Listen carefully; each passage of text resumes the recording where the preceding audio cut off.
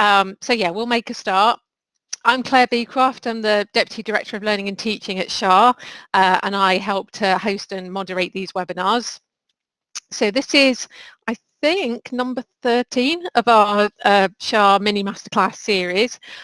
So thank you for joining us, especially to those of you who've come to a few of these before, and those who are obviously joining us for the first time today. I'm going to introduce this month's speaker in a moment, but just a couple of notices as usual. Dr. Wood's topic that she's talking about this morning is very sort of closely related to our MPH in health services research. So there's a link on screen, and I'll put all these links in the chat in a moment, so don't worry about trying to click on them now. We run an MPH, a postgraduate diploma and postgraduate certificate in health services research.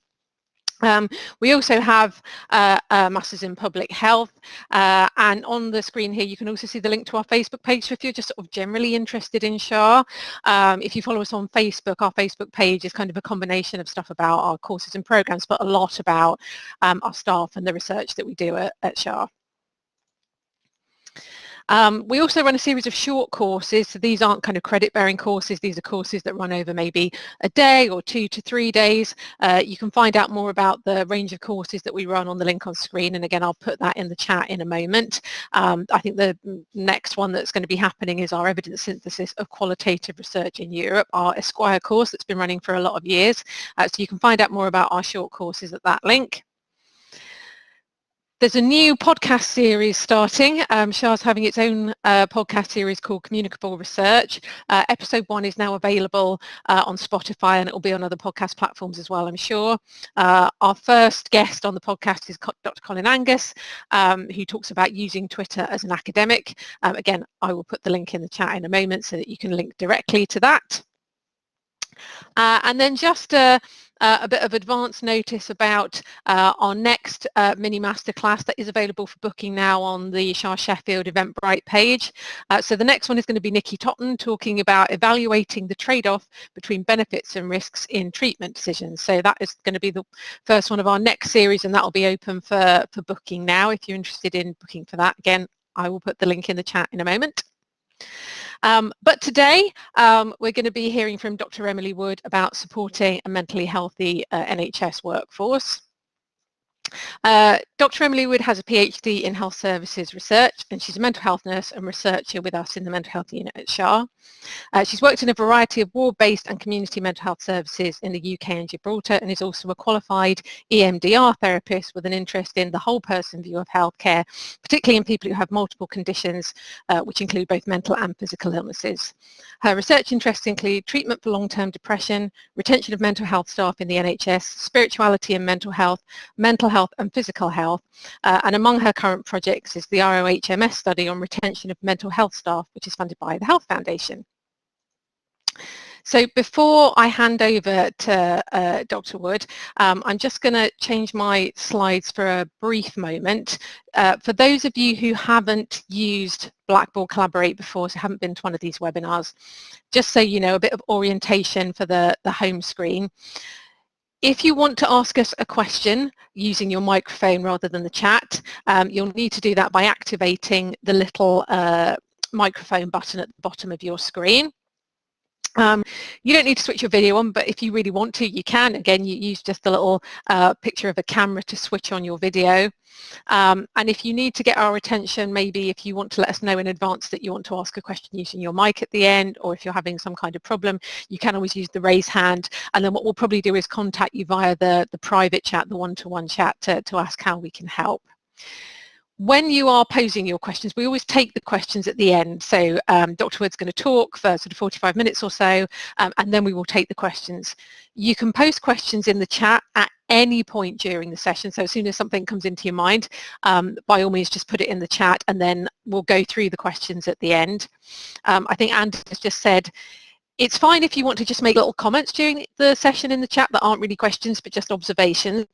But if you're asking a question, if you can put the letter Q in front of it, just so we can easily see when we're going through the chat at the end, which ones are the questions that you'd like to have answered, and we'll get through as many of them as we can, because it can get a little bit hectic in the chat in some sessions, so it just makes it easier to manage the questions at the end. And like I say, if you want to ask a question directly using your microphone, you can. Just let us know in the chat, hit your microphone button, and you will be able to, but we will do all of that at the end of the session. In terms of the little white panel to the right hand side of your screen, you can change things like your audio settings and access the chat box from there. If you can't see it automatically, you click on the little purple tab in the bottom right hand corner of the screen, and this white bar will appear at the side of your screen. You can access the settings from the little cog, and that will enable you to check the audio and video output and so on and so forth. And then the chat box is accessed by the little speech bubble, so if you want to post in the chat, you need to click on that to access the chat box. But I think that's everything you need to know before we start. I'm just going to share Emily's slides and then hand over to you, Emily.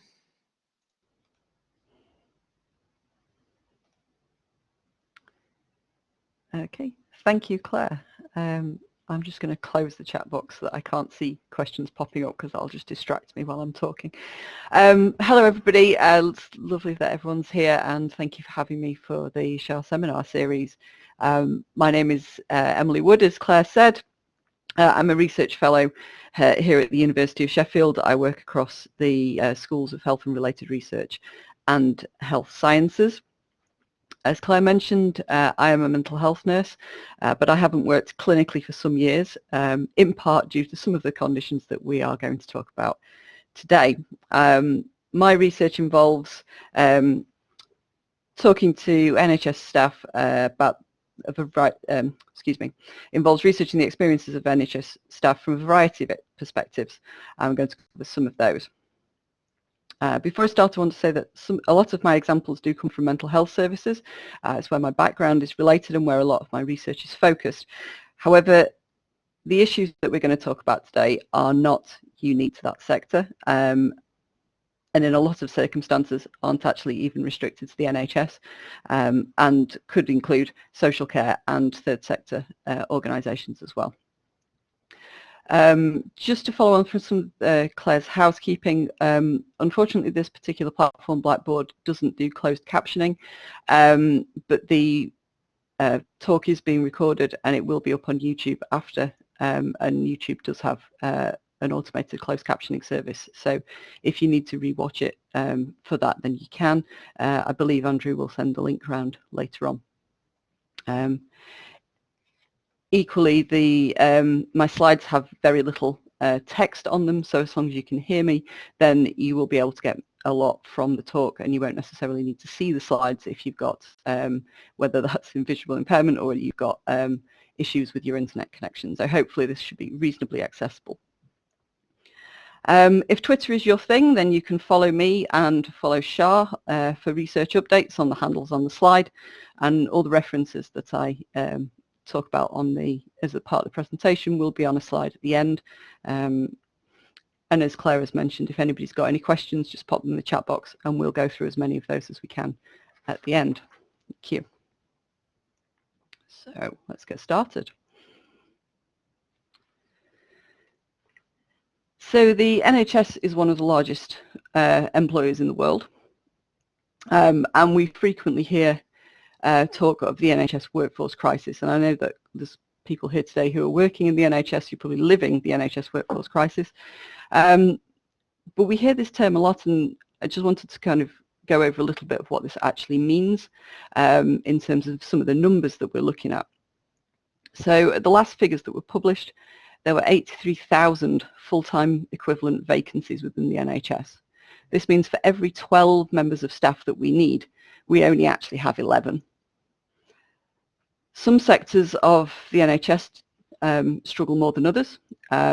So mental health services, for example, which is my background, as I said, mental health accounts for 23% of the burden of disease in the UK, but only 11% of the NHS budget. And despite the fact that it's only 11% of the NHS budget, a quarter of all nursing vacancies are in the NHS. are in mental health services. So some sectors are really struggling. Primary care is another sector that's really struggling. We're sort of short of 2,500 GPs. Many of those GPs that we do have are reaching retirement. So in the next couple of years, it's projected that the GP shortage will probably double. Even with the situation as it currently is, over half of staff are reporting that they work unpaid overtime, and 1 in 8 NHS staff left to go work in other sectors in 2018. Despite these challenges, there has been no national workforce strategy in the UK for nearly 20 years.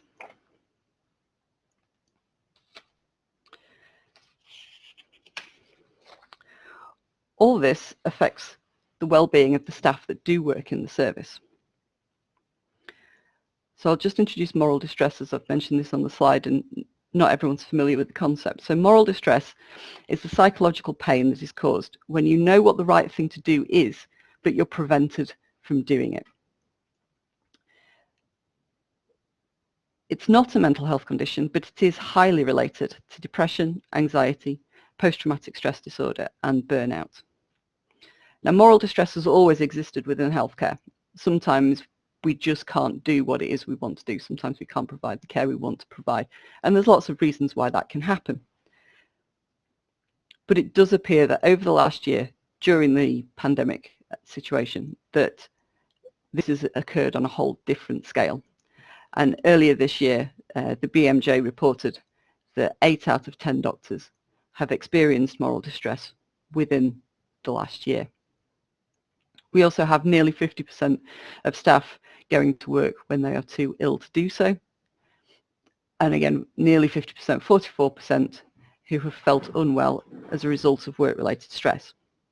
So these two final statistics are from the NHS survey, staff survey. So the national data suggests that we have a tired, stressed workforce who are unable to provide the care that they wish to provide. So why does this happen? Well, regardless of working conditions, working in healthcare is a physically and emotionally demanding role. Being with somebody while they, for example, die in pain, go through a mental health crisis, or get a life-changing diagnosis is never going to be easy. It doesn't matter how many staff you have or how well resourced you have, these situations are challenging.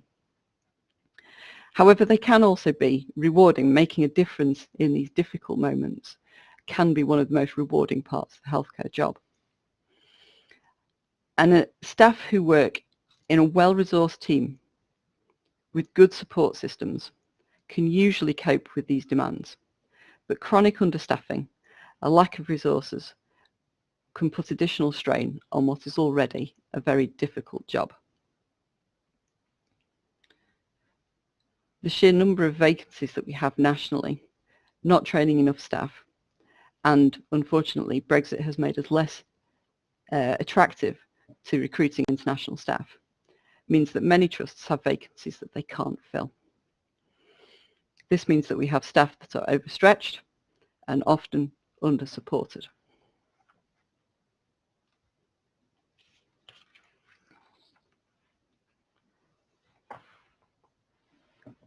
Anybody who has been to recent talks about the health service will know that there's always an obligatory how COVID has changed everything slide. My provocative question at this point would be whether COVID has actually changed that much for the NHS at all. It's certainly made things much, much worse, but I'm not sure that most of the issues are actually new. Issues around understaffing, unsupportive sickness absence policies, a lack of resources, poor supply chains, bad communication both from government to trusts and from trust management to their staff are not new. 1 in 8 staff reports experiencing discrimination at work. COVID did not do that. This is not new. This is not COVID caused. What COVID has done is exacerbate these issues. It has raised some new ones, but it's brought things, I think, into perhaps sharper focus. And hopefully what may have happened over the last year is the public awareness of the chronic underfunding and lack of planning in the NHS, and the way that that is affecting our staff, hopefully that has become a higher issue for members of the public.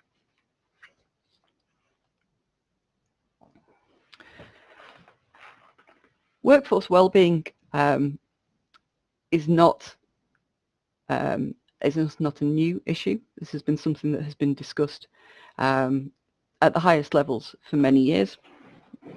In 2015, NHS England, NHS Employers and Public Health England launched a large campaign to move NHS management thinking away from workforce wellbeing as a nice to have towards seeing it as a priority area. It was a £5 million initiative to address burnout, stress and food and nutrition within health services. In 2016, 3 new sequins, a sequin for those who aren't aware is a financially incentivised target for organisations within the NHS. Sequins were introduced around the introduction of health and wellbeing initiatives for staff, healthy food to be on sale within hospital settings, and improving the uptake of flu vaccinations. Now, by 2020, the only one of those sequins that remains, the only financially incentivised target around staff wellbeing that remains is for improving flu vaccination rates. Now, one could argue that maybe our staff are now healthy and those things are not needed, and that's why the target has been taken away. I would argue that that is not the case, and I think the example that's on screen is from the Royal College of Nursing's 2018 campaign, Rest, Rehydrate and Refuel, a resource to improve the working environments for nursing staff. This campaign, as some of you will remember, came about, it was 3 years ago. We had a very, very hot summer, and there were lots of reports that nursing staff on wards had been told that they weren't allowed to drink water whilst at their nurse's station because, depending on who you spoke to, it was either considered unprofessional or an infection control risk. Both of those things to me seem ridiculous, but this was considered such a large problem across the NHS that the RCN instigated this campaign. Now, whilst this is obviously a workforce wellbeing issue, I would argue that this is also a very serious patient safety issue. Dehydration leads to cognitive impairment. We do not want cognitively impaired nurses on the ward. They need to be looked after and need to be allowed to have a drink for their own well-being, of course. But if you want to look at it from a different point of view, if we want the best care for our patients, we need healthy, rested, hydrated staff as well.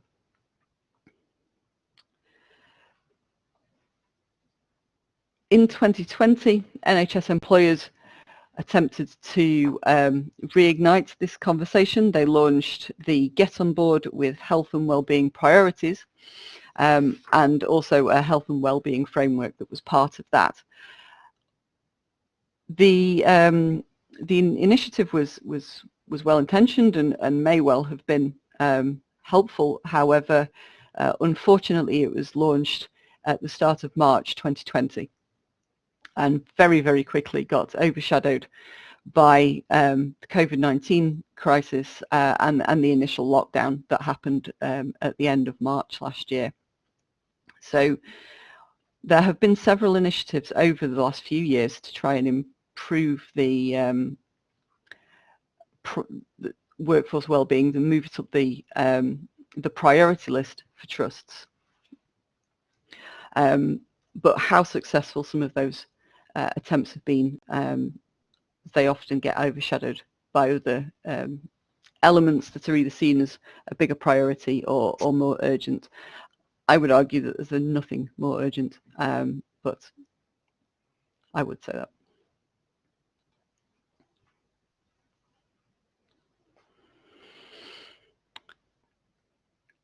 many of the previous attempts to look at stress within the NHS have focused on resilience interventions. So this is teaching staff to become more resilient. This is often based on sort of psychological therapy type theories. So we're talking about things like acceptance and commitment therapy, mindfulness approaches.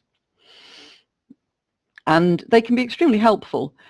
They help, resilience is our ability to recover quickly from a difficult situation. And like we've said, that there are many difficult situations within healthcare. So I think being resilient and being able to improve your resilience and having that supported is helpful. However, what resilience is not is an ability to cope no matter what. It is not about being able to cope with absolutely all hardship situations. The ability to recover quickly from a difficult situation, the definition of resilience, implies that there will be a gap between difficult situations to allow you to recover. And I think what we're seeing at the moment with a lot of workforce is that those recovery periods just don't happen. Some people have likened resilience training to victim blaming, suggesting that actually by implying that it's the staff member's fault for not being able to cope, you know, your resilience isn't good enough. I don't take quite such an extreme view on this. I think, as I've said, healthcare is hard. To improve your resilience and to have that supported, for that to be acknowledged by trusts, I think is very helpful. We have one of my colleagues, Alexis Foster, has just published a paper looking at resilience and other similar types of training. And there is evidence that mental health nurses do benefit from these interventions to help them cope with stressful working environments. But resilience training is part of the solution. It is not sufficient on its own. To help people cope with a stressful working environment without paying any attention to why the working environment is stressful in the first place is really missing the point. There will always be stresses. Being able to cope with them is a good thing. But some of these stresses are not necessary. Some of these stresses are not an ordinary part of working in healthcare. If you are working in a massively understaffed team and are doing twice the workload of normal, resilience training is not going to help. What you need is more staff. What you need is more support from management to protect your caseloads, to protect your workload. So I think I don't necessarily follow the extreme view of resilience training that it's more harmful than helpful, but I think it can only ever be part of the solution. And if it is the only thing that is provided, if it's the only thing that's done, it is not going to be sufficiently helpful to support our staff in the long run.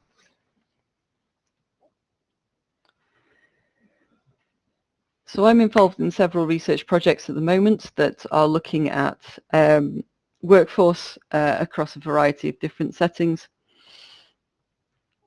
The retention of mental health staff, or the ROMS study, is funded by the Health Foundation. We focused here on mental health staff because their retention is worse than the NHS average.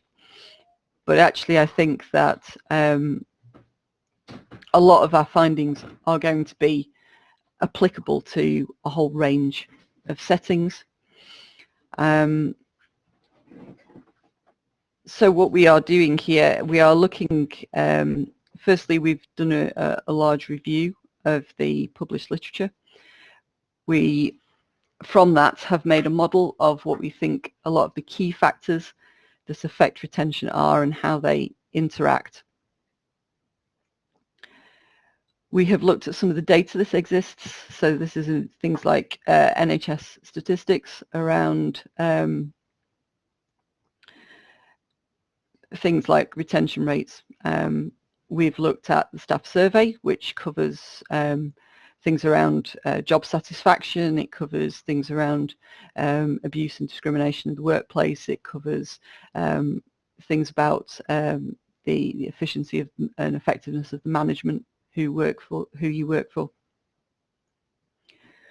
And we also looked at the patient survey, which includes things about how satisfied patients are with the care they received from their local hospital or mental health trust, depending on what their situation is. And again, we looked at the key factors here, again around staff satisfaction,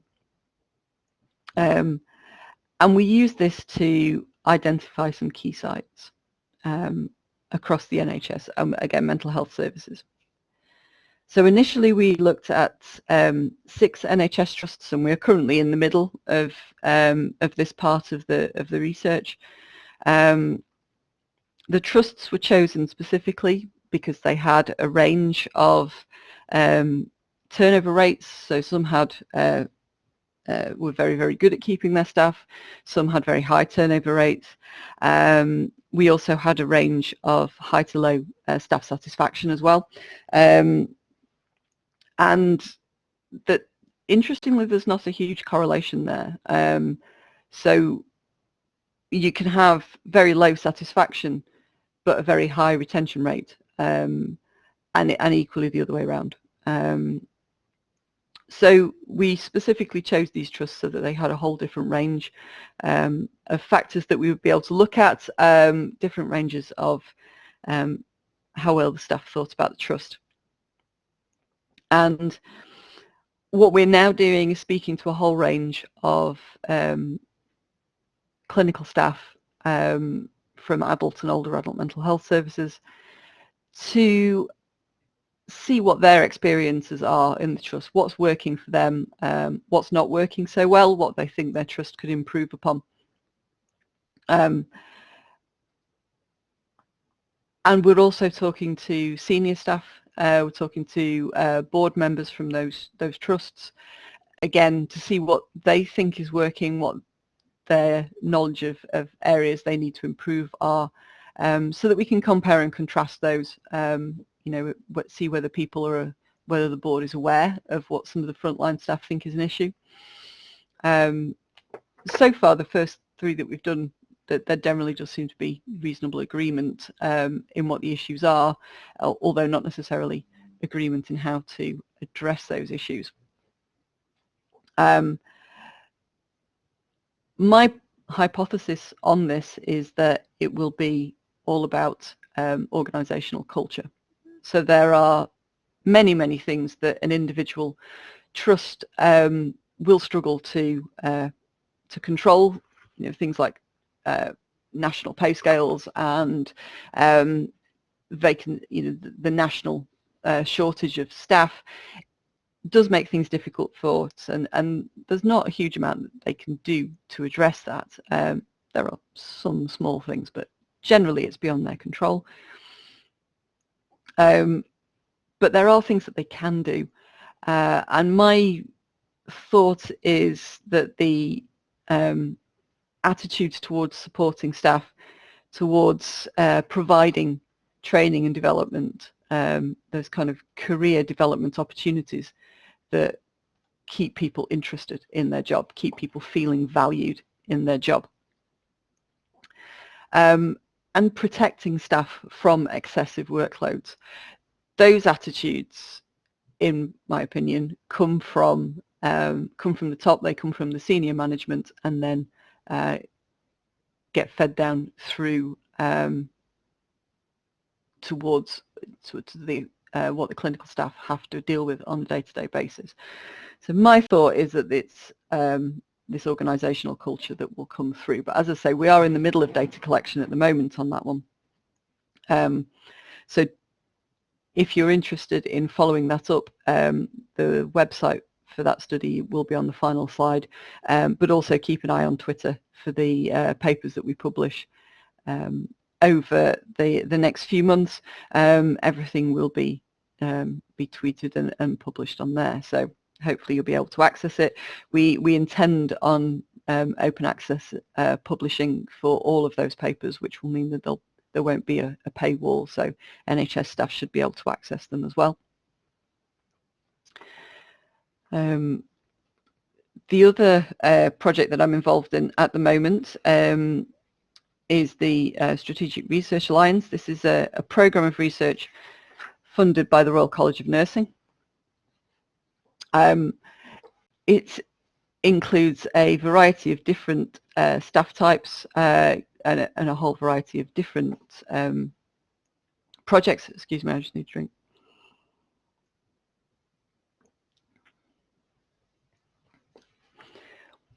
We have several long-term studies, including cohort studies, where we are following advanced nurse practitioners and trainee nurse associates over a number of years to see what their experiences are, how things change. Both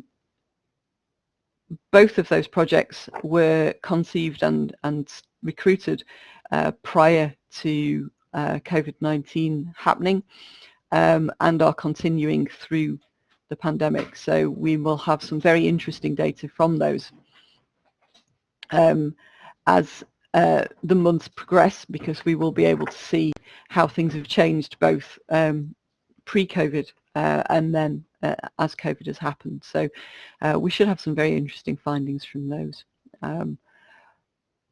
The programme is also looking at district nurses. So district nurses is another area where there is a major staffing crisis.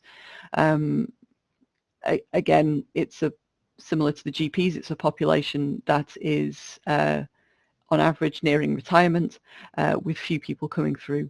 So again, we are looking at that group to see what's happening for them, where the major issues are. Believe the survey has just closed for that one, and the analysis is underway. So that again should be a really interesting project. There are other facets to this, to the Strategic Research Alliance, which includes capacity building for nurses within research. So unlike medics who, as they train, get protected time to be involved in research and to get involved in academic work, nurses don't have any protected time for that. So we have been looking at a variety of different means of assisting building research capacity within the nursing workforce to try and bring through research-able, research-knowledgeable nurses. We've been doing that across a variety of different ways, including funding for additional training in Northern Ireland. It's been a seminar series in Scotland. We've had some scholars in England who have gone on, at least one of them has gone on to do a PhD, and I think one of them has just been accepted onto a PhD funding. So this has been a really successful, really exciting new programme. Again, almost all of the papers from this are published free to view in a variety of different academic journals.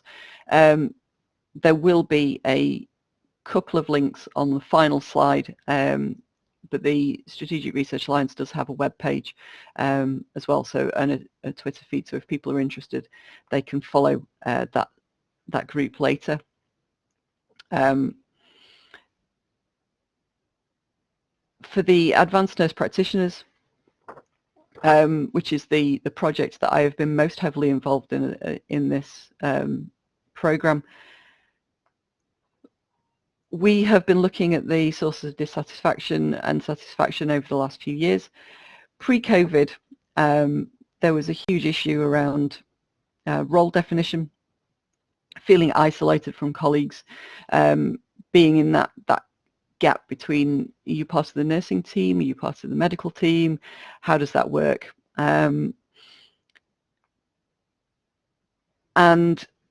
what we have found was that during the pandemic, 41% of our participants have at some point been redeployed. So they've even been more isolated from their usual teams.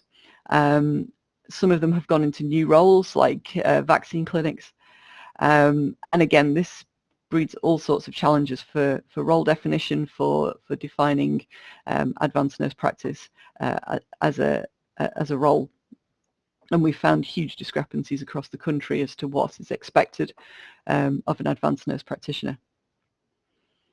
What we also found, we surveyed the advanced nurse practitioners in June last year, just as the first lockdown was coming to an end, to find out what their experiences have been like during that first stressful period last year.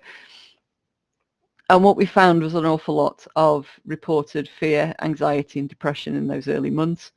This was severely exacerbated by shortages in personal protective equipment and shortages in staff, as people either had to self-isolate or were shielding. And this actually reflected many of the anecdotal social media reports and newspaper reports that we were hearing at the same time. That paper is out if you want to have a read about advanced nurse practitioner experiences during the first months of the COVID outbreak. It's a very interesting paper.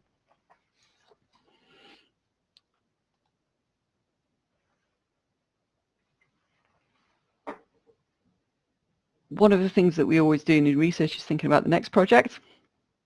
And as the advanced nurse practitioners have reported, new roles can have an issue with being the way they're defined. And if they're poorly defined, people in the role and people in the team around them aren't necessarily sure what those people should be doing or shouldn't be doing.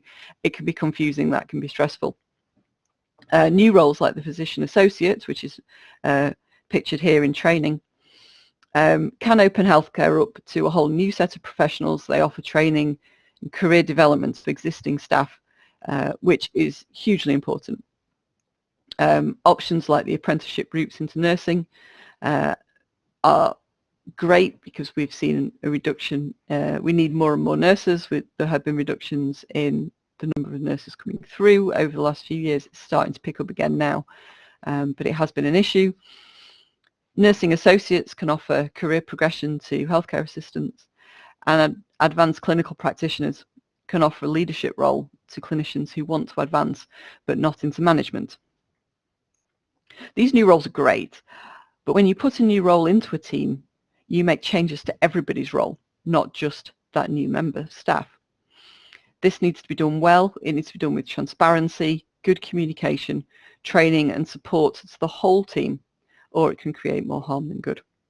We're developing a new research program to look at the implementation of new roles within teams and to look at this from a team perspective to ensure that opportunities are not missed. We're hoping this will continue a long-term program of workforce-related research within the school that will benefit staff and patients.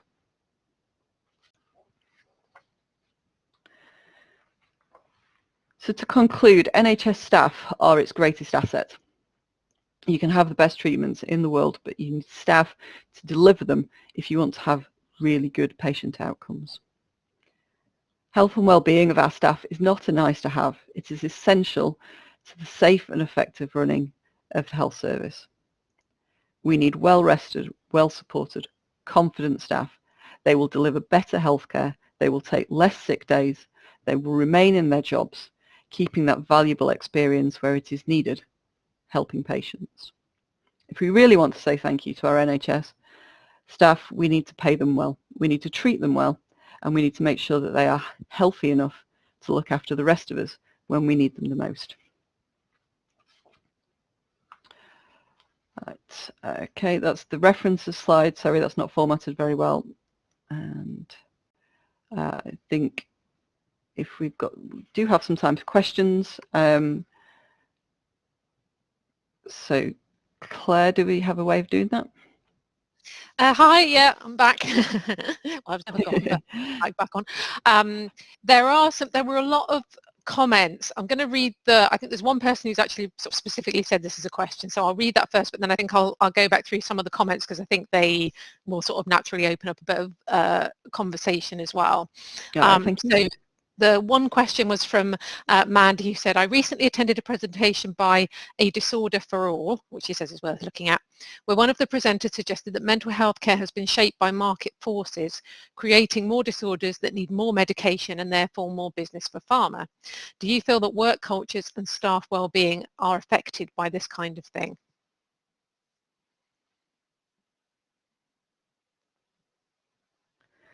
There are so many aspects to that question. Okay.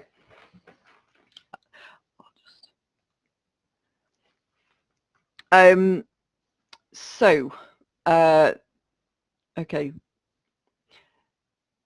I think that there are a whole range of issues around the influence of big pharma in mental health services, but I also think that for an awful lot of people, medication is essential.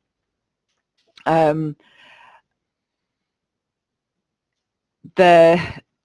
think the bigger problem for mental health services in the UK, and my experience is predominantly UK based, with a little bit of European experience, and I don't really want to speak for sort of other countries where they may have different pressures, but I think for the UK,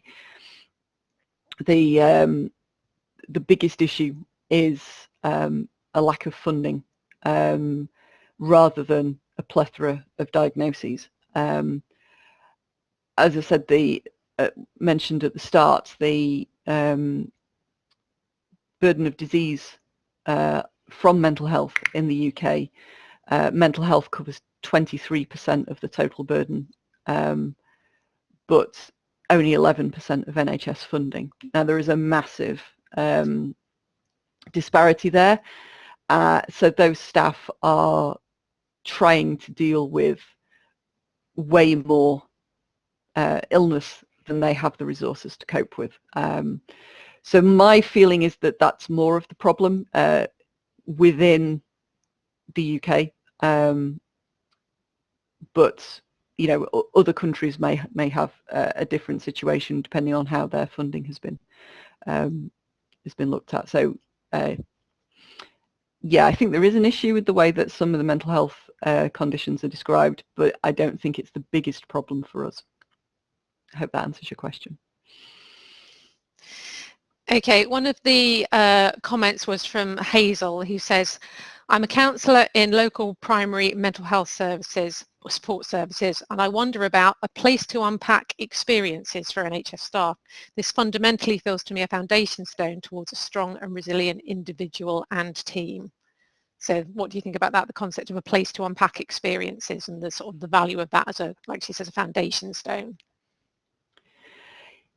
Yeah, I think so. I would agree. I think it's hugely important that staff have the ability to talk about some of the difficult things that they deal with on a daily basis, and you know, counsellors or other mental health professionals who are working with people who have been through incredibly stressful, incredibly traumatizing events, and you're sitting there talking to them about them. That will cause, after a while, depending on the events, the risk of vicarious traumatization, so that you know you're traumatized kind of secondhand. That there is a real risk there. Staff need to have the time and feel adequately supported to be able to say, this conversation was really difficult, can I have some support with that? I think it's essential. I don't think it is it's particularly well done. I don't think that it is something that happens regularly enough, but I do think it's important, yeah. Okay, there's a comment from Dave who says, I've left mental health to become a trainer. I can see some points, I think, sort of picking up from what you said. Identity is important, knowing who we are and where we fit, having autonomy, and also in my experience, people join teams but leave managers. So I guess that's very much about kind of individual, or the influence of individuals on workplace culture, I suppose, managers. Yeah, definitely. And I think that is one of the things that has been coming out from the interviews that we've had so far, that, you know, we've got a lot of people saying things like, you know, it's the team. You know, the reason I can cope is because my team is so supportive, or my manager's great. That, you know, we've had lots of comments along things like that. So I think, yeah, I totally agree. If you've got an unsupportive workplace when you're doing a difficult job, that's going to push a lot of people out the door, definitely. And yeah, you know, when you move to sort of either new roles like nurse associates and trainers and things like that, you need to know, you know, you as a trainer needs to know exactly what that means, exactly what that what you do, what you don't do. You've got to have those boundaries. But equally, everybody else in the team needs to know that as well. So you definitely need to know that, but so does everyone else. You know, if you get placed within a team and the nurse in charge of that team doesn't know what a trainer is, that is equally unhelpful, because then either you've got to explain that to them, or they are very unconfident about, they will going to lack confidence about what it is that they can delegate to you or not. So there needs to be that really clear communication when we're putting in new roles into teams, definitely. Okay, we've had a couple more questions that have come in. Abby asks, if you wanted to design a regular wellbeing afternoon for an NHS team, what would be in it? To start with, I would be actually quite unimaginative and give people just a space to talk, to say what they needed, but it would have to be protected. So it would be, I think that would be actually the most important thing, is that it is, you know, this particular afternoon a week, you do not do other things on that afternoon. You come to the wellbeing session, so that, because otherwise people think, well, you know, we kind of just sit and talk. I've got, you know, 6 patients and 3 reports to write, or, you know, I haven't got time. It needs to be a space that people know is important, that is valued. The managers need to be there. It needs to be seen that it is, that, you know, this is really important, that we fully expect you to attend. You will be able to attend, because we will reduce your workload so that you have, you know, if you're going to have an entire afternoon every 2 weeks for the team to have this kind of unwind time, people's workload needs to be reduced to allow that to happen. You can't expect people to do the same amount of work in less time, and I know people are expected to do that all the time, but this is where the problem lies. You can't do the same amount of work in less time. If you're going to have less time, you need to have less work.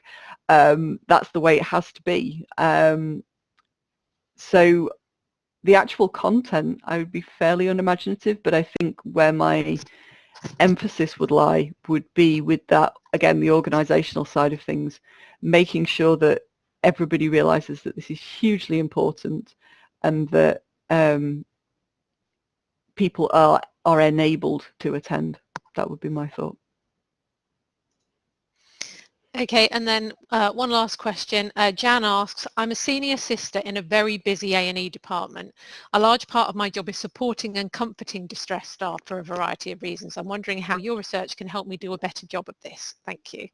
I think you probably partially covered this already in your previous answer, but I just wanted to phrase it as Jan had put it. I suppose this is in the context of A&E as well.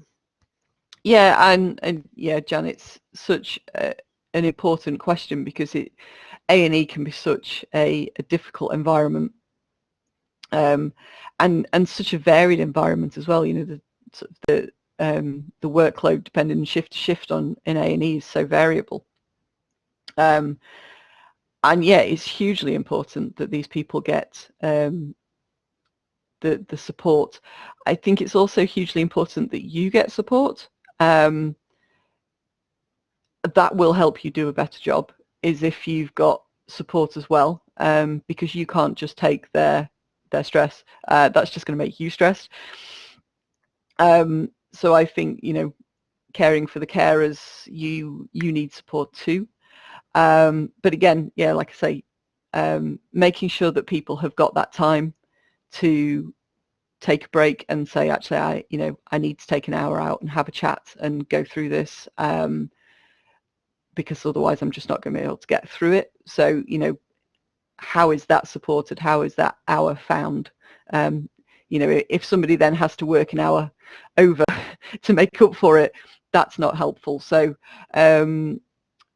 yeah, get that similar answer to Abby's question, really, about, you know, making sure that that time is protected, that people are able to access that support, which I know is easier said than done sometimes with staff and things like that. But again, and again, yeah, making sure that you are supported as well. Okay, thanks for that. There's been one more question, but I promise this will be the last one. Oh, this is slightly right. different. Rick asks, what is your view on the value or effectiveness of EAPs, employee assistance programs run by external suppliers? I guess it's going to depend on the supplier a little bit. So I think the fact that there is an employee assistance program is beneficial, but actually, you know, and this will depend probably from trust to trust and external supplier, but, you know, what have they been actually commissioned to provide? What can they provide? What have they been financially supported to do? It may be, in principle, the concept is good, but in practice, it is hugely variable. So yeah, sorry, that's not a very helpful answer, really. But it really does, vary so much. Sorry. Okay, that was the last question in the chat, but I can see someone, Hamid, has their hand raised. Were you wanting to ask a question using your mic, Hamid? I can switch them on for that because they're not currently on. Ah, right, okay. Yeah, so they should be on now.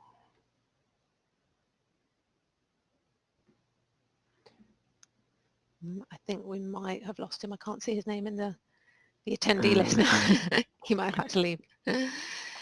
I mean, for anybody else who would like to ask using a microphone, there should be a microphone icon for you now, if you want to do that.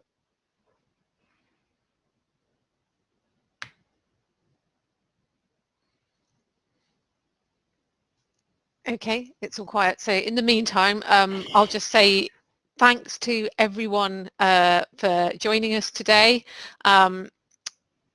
This is the last one for the kind of academic year, if you like, of these webinars or these mini masterclasses, but we will be starting again in the autumn. Like I say, I put the booking link in the chat for anyone who wants to sign up for the next one. I think it's going to be in October. Is that right, Andy? You there, Andy? Is it October, Nikki Tottens? Yes, that's right, middle of October. I can put the link in again for anyone who just quickly wants to join us for that. And anyone who's attended today or has registered will get an email next week with a link to the recording of this as well. So you can share that with colleagues. It'll be on YouTube, so you'll be able to share that easily. Okay, thanks for that, Andy. So yeah, thanks for joining us today, everyone. And yeah, we'll send out the recording as soon as we can. But thanks for joining us today.